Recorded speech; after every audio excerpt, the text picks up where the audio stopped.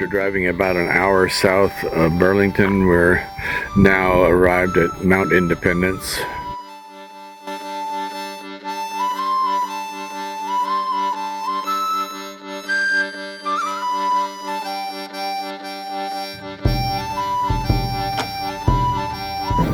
The rebels' declaration of independence is one year old, and our officers are again anxious that we should push southward and dominate the lake. The intelligence we have from our spies and the deserters is that the rebels have labored hard over the winter to strengthen their position. This British dude's trying to justify how they take over our newly established country. We have a fort, but it isn't finished. Nothing is ever finished here. It was decided that we should also build a bridge. A fixed bridge over to Ticonderoga, the fort on the other shore, so as to prevent any future naval advance. The wind and the ice... This revolutionary soldier is talking about the bridge that they built across the lake. Never arrived. Colonel Hildene, the engineer, is the most diligent.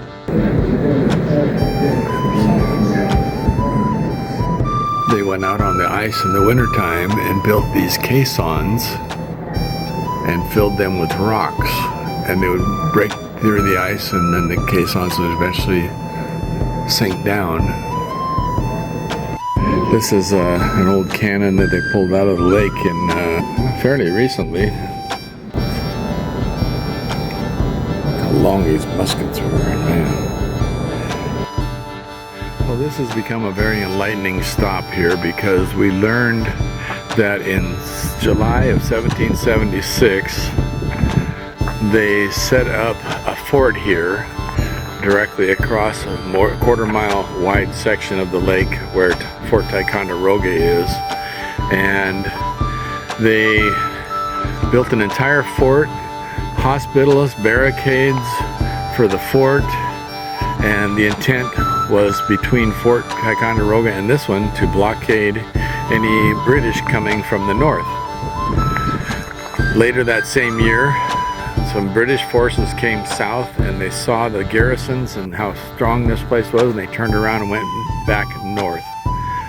Then, over that winter, they built a bridge across the lake between Ticonderoga and here, Fort Independence. Unfortunately, during the winter of 1776, it had been bad enough that the Americans here had reduced. A lot of them went home, and there was only a couple thousand of them left here.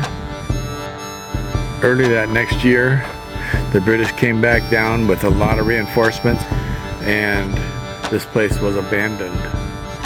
Within a period of time after that, the British totally burned down everything in this entire fort and conquered Fort Ticonderoga, and also tore down the bridge that they had established across the lake. So the entire history of this place basically exists within about a 1 year period of time in 1776 and 1777.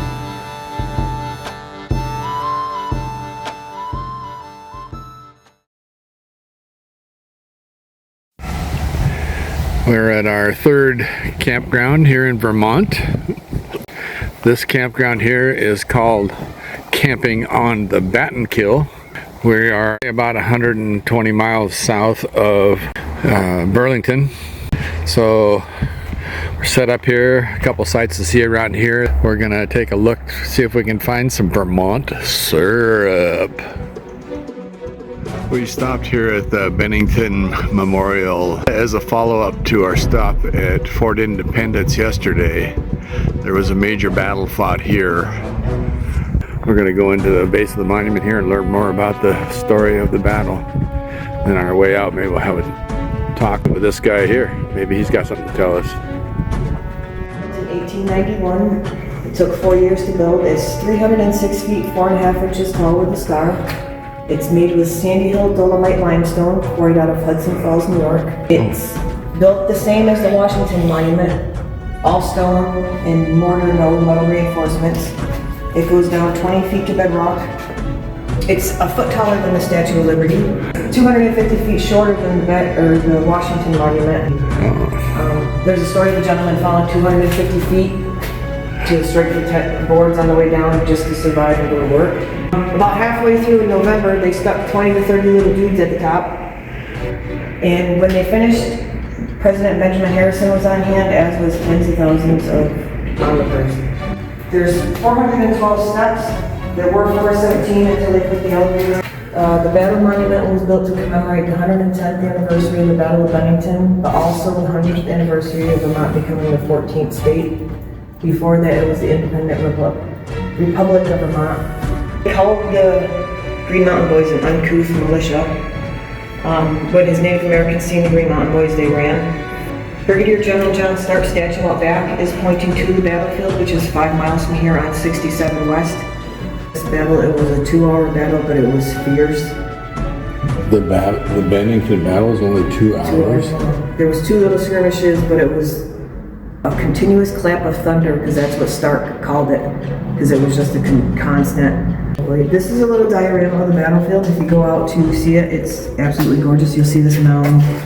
This little hot rod cannon is still down at the museum, and they used that cannon all through the Revolution and up till the war. Brigadier General John Stark, victor of the battle at Bennington, 1877. There they are.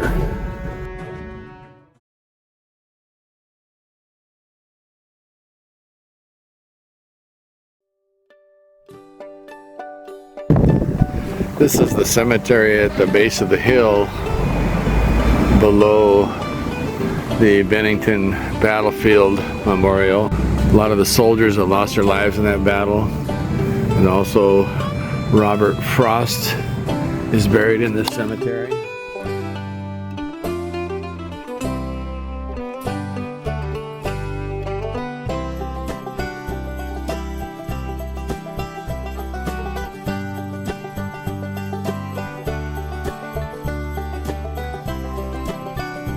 Pathway leads up to the home and place they refer to as Hildene.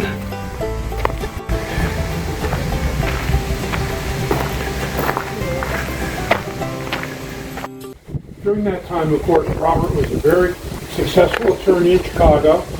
He was Secretary of War under Presidents Garfield and Arthur. And in 1905, this beautiful 24-room Georgian revival-style home was completed.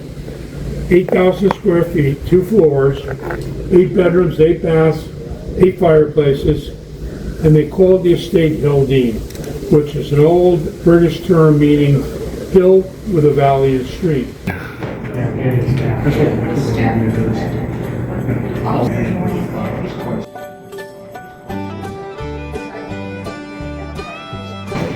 This is a good shot of the dining room here with Robert Lincoln's portrait up there when he's about 60 or so, I guess.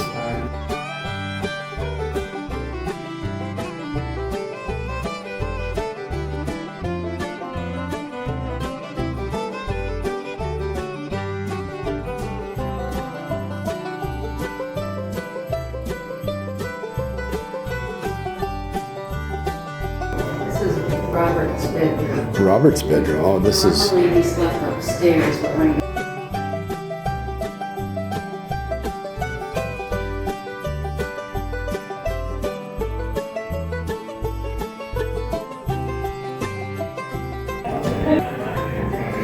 Robert Lincoln was a lawyer and Secretary of War.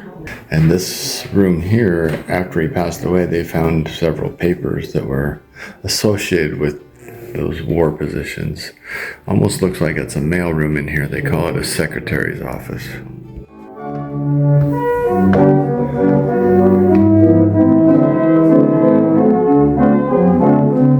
There's 1,000 pipes in this organ.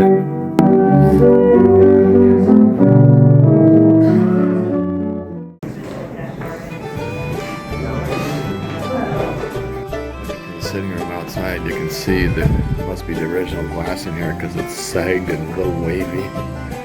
Wow, what a nice view into the back garden.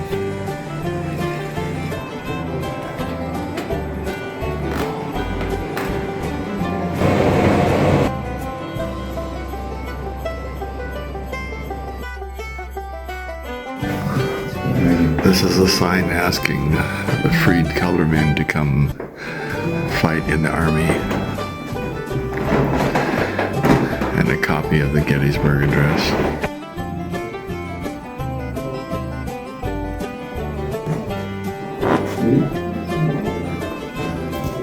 Abraham Lincoln's actual hat.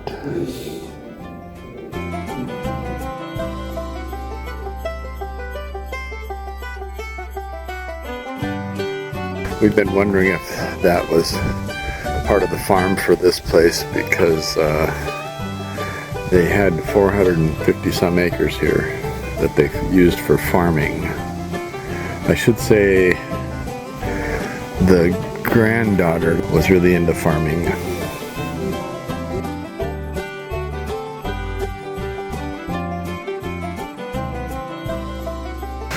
An observatory that was built as a gift for one of them. Oh my goodness. Quite a telescope. Quite a telescope, yeah. The eyepiece. Must have rotated around, had to.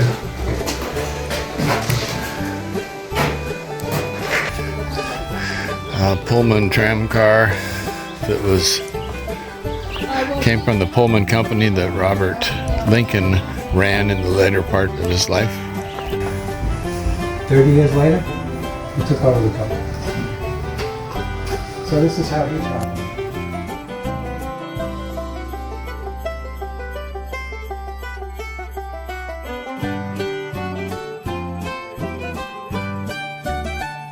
This Pullman car in particular was used by a time or two by Teddy Roosevelt, who gave speeches from this very platform right here.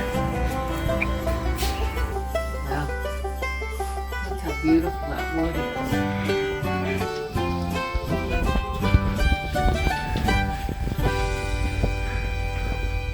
I don't know why this reminds me of walking through Elvis Presley's airplane. is. Oh, yeah, it kind of does, doesn't it?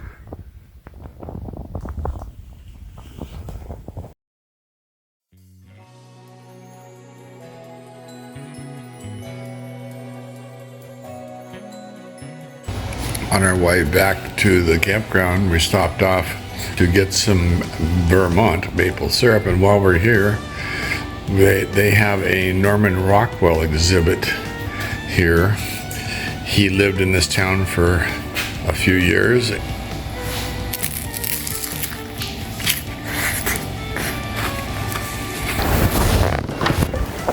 He was extremely well known for making covers for the Saturday Evening Post. Looks like they date back to the 1940s up through at least 1963 when John F. Kennedy